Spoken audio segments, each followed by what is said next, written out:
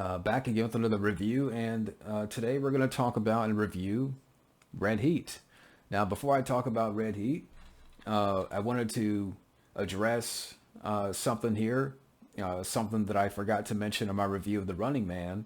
But the DVD I have is a special edition. It's a two disc, and the features, unfortunately, are nothing to write home about, or if you want to say, run about. I mean, you have two documentaries on here.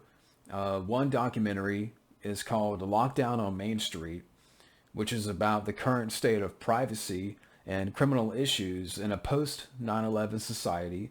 You have a documentary called Game Theory, an inside look at reality TV programming and its cultural impact on society. Now, you do have a commentary with the director and producer, and another commentary track with Rob Cohen, the executive producer. And you also have Meet the Stalkers. Obtain inside information on the foes and the Running Man. And that's it. There's no interviews with Arnold or the cast. Nothing too much about the film. It's about reality TV programming and documentary that, we can't get a documentary on the Running Man, but we get a documentary about privacy and criminal issues in a post 9/11 society. And it's just unfortunate that for a two disc special edition of The Running Man, uh, it's just very lackluster, and you expect more. But yeah, I wanted to mention that because it's something that I wanted to mention in my review of The Running Man. I just totally forgot. But yeah, it's just one of those things that I hate about that two disc. But like I said, today we'll be talking about and reviewing Red Heat, which stars Arnold Schwarzenegger. You also have James Belushi and directed by Walter Hill. And Red Heat is a buddy cop film that I enjoy, and maybe doesn't get talked about as much compared to other buddy cop films. I mean, when you bring up this subject, a lot of people will mention, the Lethal Weapon films, which I love all four, or 48 Hours, and that's a classic, and I do like the sequel. Tango and Cash is a great movie, and that's one that maybe gets talked about a little bit more.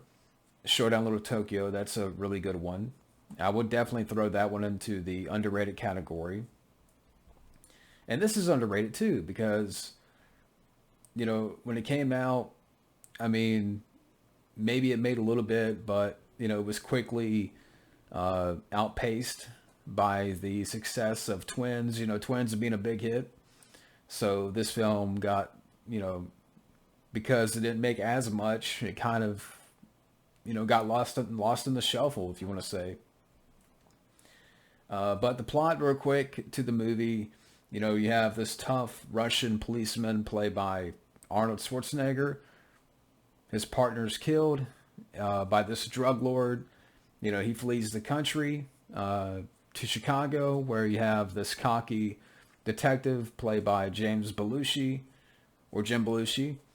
So Jim Belushi and Arnold, they team up to find our, main antagonist, and that's the plot here. And again, the film is directed by Walter Hill, who's a great director, and even before directing this, he had directed some great movies that we still talk about to this day. I mean, The Warriors is a classic. 48 Hours is a classic.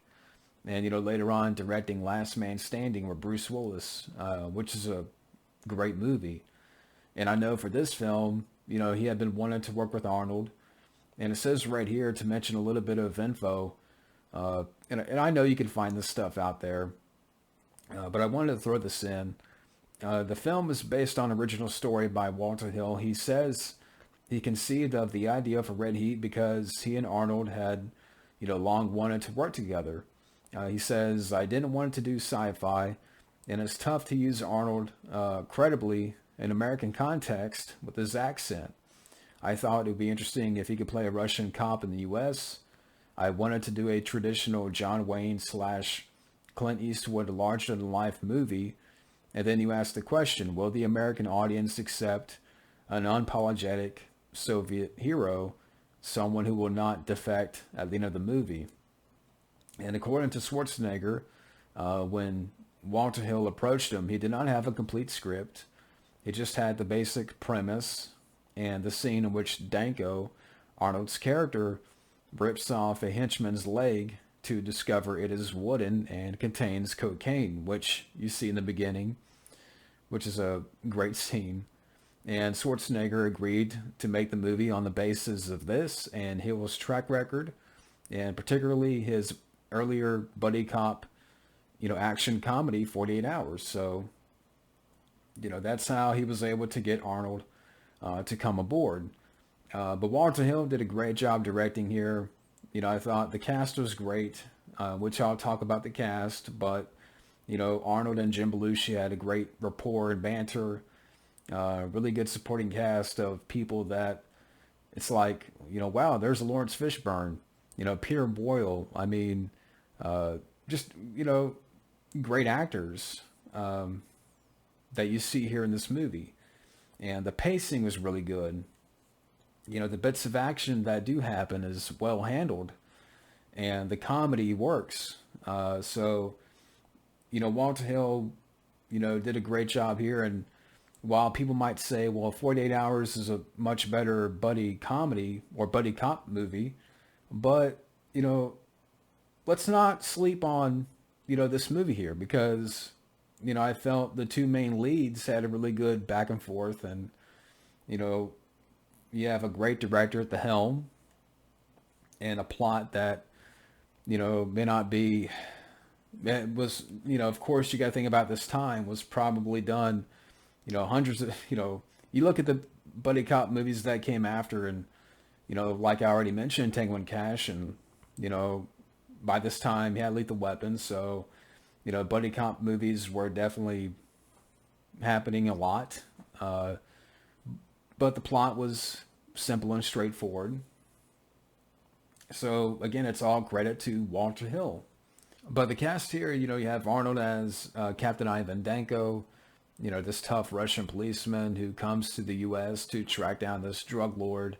And he's partnered up with, James Belushi's character, Art, this cocky detective who's undisciplined and sometimes would, have these wisecracks and stuff. And then, like, from the moment those two guys, team up, it's just a really fun exchange because you have James Belushi's character, where he's kind of goofing around.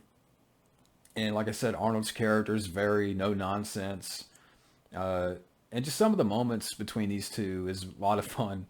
Where James Belushi is trying to explain, Miranda rights, to Arnold. Miranda rights says you can't touch his ass. I don't want to touch his ass. I want him to talk. And just quotes like that, which I'll mention a few more here in a little bit. But yeah, I really enjoy these two. I mean, these two, again, had a really good exchange. And it's funny because, they would appear in Jingle All the Way. Like James Belushi had a small part in that. And it makes you wonder, like, maybe this could have gotten a sequel. And I don't know, it does work as like a film on its own, but, there's that part of me that it would have been fun to see, like one more film. But, the rest of the cast here, you have Peter Boyle as the commander, big Peter Boyle fan, from Young Frankenstein, Everybody Loves Raymond. Etta Ross as our antagonist, Victor. You have Lawrence Fishburne, who at this time was known as Larry Fishburne, as this lieutenant, and his character is kind of a dick in the movie, just riding James Belushi's ass, and, kind of a douche character, but, Lawrence Fishburne's still good here. You have Gina Gershon, who is gorgeous. She appears in the film for a little bit. The night clerk at the hotel where Arnold's character stays at. I'm like, I recognize that guy. That's Pruitt Taylor Vince, and he's been in some other stuff. Brian James appears in the film as this guy that Arnold and James Belushi are interrogating. I'm like, hey, there's Brian James. So again, a really good cast here, but really, what makes this film work is these two. They are the highlights of this movie, and I thought, it was a great pairing. I mean, again, it makes you wonder, should there have been a sequel maybe? And again, this film, it does work on its own. But being that at this time, you had all these buddy cop movies, I think you could have gotten one more out of it. Or, maybe, something else with these two, because I thought these two really worked well. And I thought, the humor flowed well between the two, and just really made the film entertaining. And to mention some of the fun dialogue here, you got a scene where Danko, he changes his uniform, to a suit, and Art's like, what, are you retiring your uniform? He's like, now I work undercover. Undercover, you look like Gumby. And then, throughout the film, James Belushi would call Arnold Gumby. And then there's this one scene where, Art gives Danko a gun, and he's like, congratulations, you're now a proud owner of the most powerful handgun in the world. And then Danko mentions the gun. I can't pronounce the name of that gun, but, a gun from his country. And he's like, Art's like, oh, come on, everybody knows the 44 Magnum is the big boy on the block. Why do you think Dirty Harry uses it? Who's Dirty Harry? And then you got another scene where, Danko's watch, goes off, and Art's like, what's that? Ivan's like, it's my watch. It's on Moscow time. Time to pick up Pokey? Time to feed Parakeet. What's that, Russian for jerking off?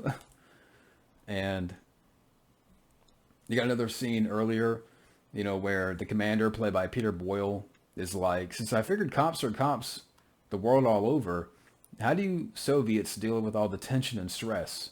Vodka. I thought that was a good scene. So, just some examples of the fun dialogue and, the fun quotes that, come up in the film. And while it may not be all of the fun quotes that, I just wanted to mention a few here. As far as like, some side notes, like, bits of trivia here to mention. Walter Hill, thinking that Schwarzenegger was too muscular, asked him to lose 10 pounds for his role, and Jim Belushi to gain 10 pounds. Schwarzenegger spent 3 months learning to speak Russian. Jim Belushi spent 2 weeks working at a Chicago police district headquarters. It also mentions Walter Hill deliberately chose to tone down Schwarzenegger's persona, making him more realistic and less prone to wisecracks. I had the confidence in him as an actor. I didn't want him to just throw a Volkswagen over a building. Arnold has an ability to communicate that cuts through cultures and countries. They just love to see this guy win, but everyone thinks it's his muscles. It's not that at all. It's his face, his eyes. He has a face that's a throwback to a warrior from the Middle Ages or ancient Greece. And also, this film was partially recut to be shorter. Amongst the scenes which were deleted, that were an entire part of the plot, cut, which included, for example, Victor's wife, Kat, trying to help Art and some other cops to set up a trap for Victor in a park during the baseball game while he's on some deal. But it turns out that Victor was lying to Kat, and the cops are left empty-handed. Removal of these scenes and some others is reason why right after the hotel shootout between Danko and the Cleanheads, The last act of the movie seems too fast paced and not really that well explained.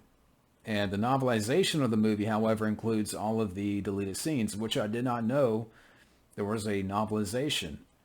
And again, the film's box office was outpaced by Twins, which that film cracked the top 10 of that year.